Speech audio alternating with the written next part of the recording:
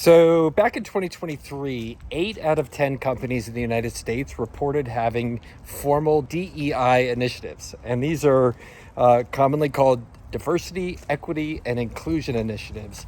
And they were designed to, bring more kind of those things into the workplace. But in 2024, something's happening. You're seeing big corporations, Ford, Tractor Supply, other folks all under fire and scaling back those efforts. And Walmart just announced they were canceling a $100 million plus initiative around DEI. And it's not just corporations, workers' attitudes towards DEI is changing as well.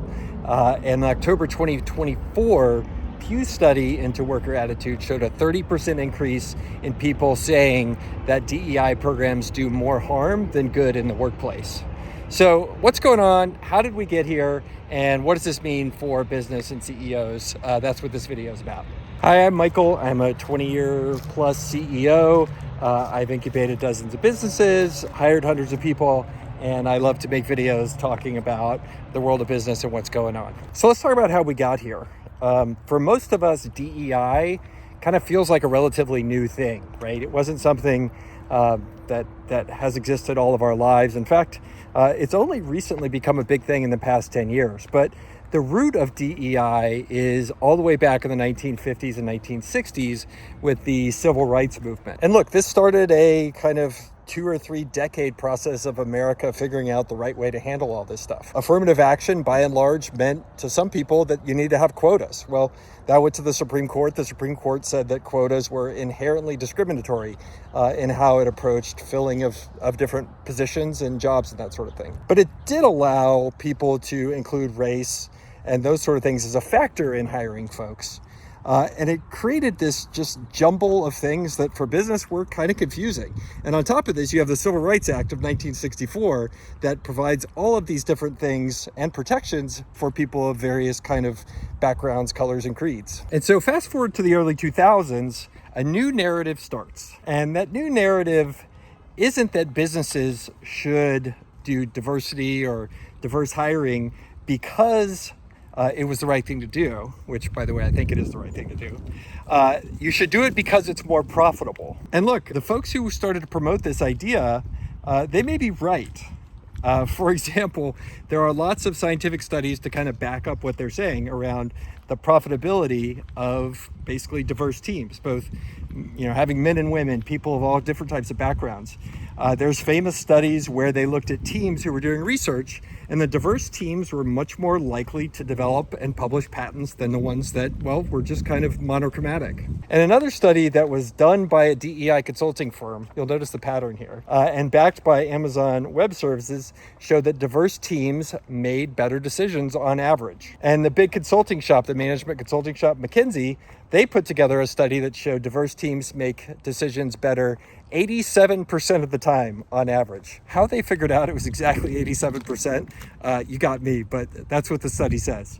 And look, who was behind all these studies and who was doing them? You'll notice a pattern. Lots of DEI consultants and people who, want to make a lot of money from DEI initiatives being a thing. Well, 2 things happened in the early 2000s. And one of those was the rise of the internet and social media.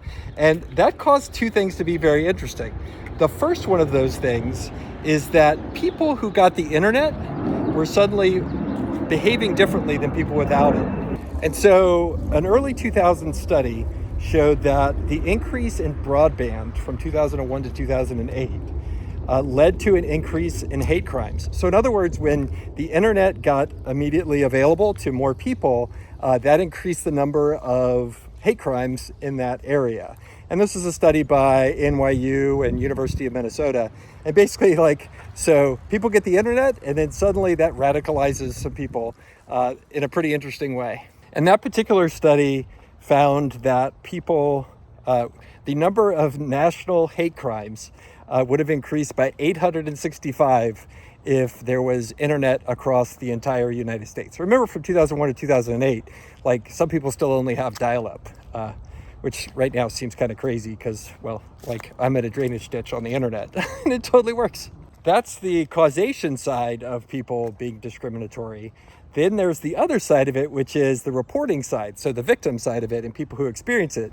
And what another study showed that in the early 2000s, people who were on Facebook and Twitter were much more likely to report being victims of discrimination or hate. So you can see now in the early 2000s, we have kind of a ripe opportunity. You suddenly have people on both sides of discrimination and the radicalization of people being much more pronounced because of, something that's transformed all of American society, the internet and social media.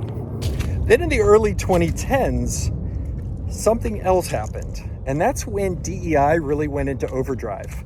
And what happened at that time was a lot of the big consulting and small consulting shops, they saw an opportunity. And again, this is America. So if somebody can figure out a way to make money, they will do it. And that's starting about the time you start to see McKinsey and Bain and BCG and all these different folks start to roll out these big DEI programs to consult with businesses to help them put together DEI initiatives. And so fast forward to the end of the 2010 decade, right? By the year 2020, we look up and the DEI industry is $97 billion from basically nothing over the span of a decade. And it fast forwards to where we are today, which is DEI is a pretty big business. Like most things in the US, when things happen to big businesses and big businesses do stuff, eventually the same stuff starts to happen to little businesses and small businesses like ours. And by 2020, we had reached a point where 8 in 10 small businesses reported having DEI initiatives. And that went on to grow 13% more by 2021. And the second thing that happened in the early 2020s is the same thing that created the DEI boom is the same thing that's killing it, social media and the internet. And remember, what allowed DEI to get so much focus was anecdotes and virality of posts that were in social media of people's bad experiences. Well, now doesn't a week go by that I don't see some sort of horror story from people who are feeling marginalized or mistreated or even wronged by DEI initiatives. I was researching this video and ran across a guy reporting on social media that he had been part of a DEI training where the trainers had decided to out a person, otherwise expose them as gay, despite being closeted, in front of everybody in the company against their will. So the same thing that helped DEI become a thing is now turning against it. So where does that leave business owners and CEOs now? Well, we're kind of in a tough spot. One thing that I saw recently was a friend who's a business owner was having a conversation with one of their customers, and the business owner was talking about their process to go and hire somebody for a role, and was hoping to be able to get a diverse candidate for that and had definite initiatives to do around that. And the customer said, "Look, I don't care about your DEI stuff, sir. I just want you to give me a good customer service rep and take care of my account."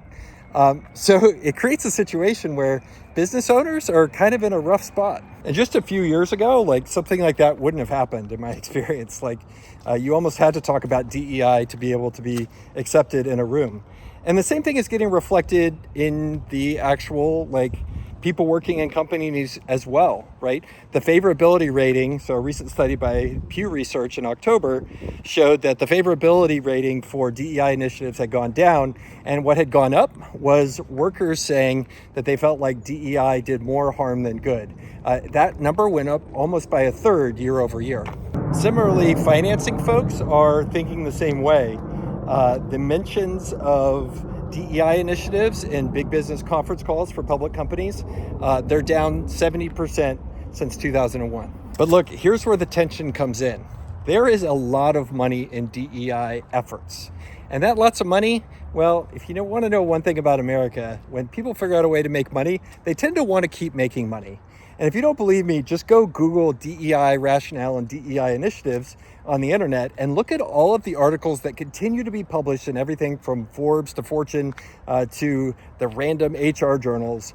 There are tons of folks with a big vested interest in the DEI industry continuing. And look, they're also super optimistic about their business getting bigger. The one study I saw showed that the size of the DEI industry is expected to grow from 97 billion to over 130 billion in the next 6 years. So what does all this mean for us as smaller business people or CEOs? Well, first is an opportunity, right? If you start to see corporations giving up on DEI initiatives, potentially there's going to be candidates out there that are going to maybe have been overlooked by hiring practices at some of these bigger corporations. Secondarily, like if these big corporations now have values that don't align with your market, say you're in California or you're in Massachusetts, this gives you an opportunity to embrace them even further and take advantage of that and meet your market, well, with what your customers want you to be doing. And the other opportunities, if you're in a red state, right, you should expect the rules to change. And as the great Wayne Gretzky said, you maybe want to think about skating to where the puck is going. And in the end, I think that's another thing we should all expect, right? This has been a shifting sand on business for the past 60 years, figuring out how we as business owners kind of navigate how America figures out its race relations, equity, inclusion, all that kind of stuff. And frankly, we've been kind of a ping pong ball through the whole fight of, corporations getting shamed or people getting shamed and you having to figure out what the new normal is. And so that's my second piece of advice to folks who are going to be going through running businesses through all this. Like, expect it to keep changing. And I'm a relatively new channel. I do this for fun. So if you want to help out, subscribe and leave a comment below. Thanks.